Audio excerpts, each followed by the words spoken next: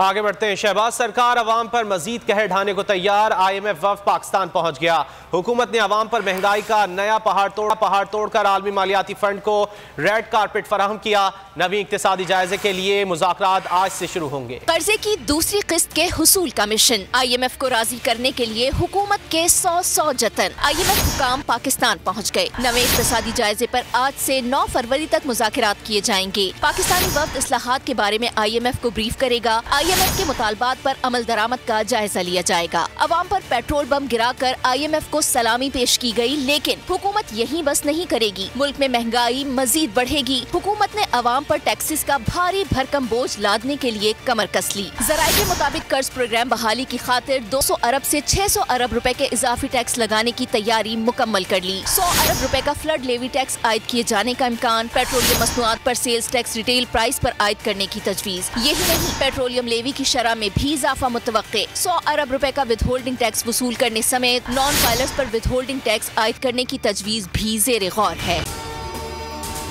अगर आपको ये वीडियो पसंद आए तो लाइक पर क्लिक करें।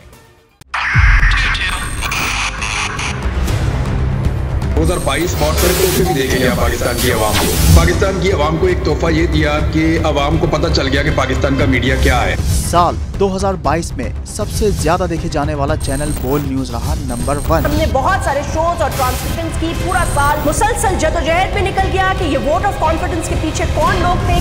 तोड़े रेटिंग के सभी रिकॉर्ड। सोशल मीडिया पर भी सबसे ज्यादा तेजी से 2.4 बिलियन व्यूज का संगे मील अबूर किया। एंकर्स को भी आवाम में सबसे ज्यादा मकबूलियत मिली और सोशल मीडिया पर भी बोल रहा सब पर भारी। सब्सक्राइब करें और बेल दबाएं ताकि कोई खबर रह न जाए।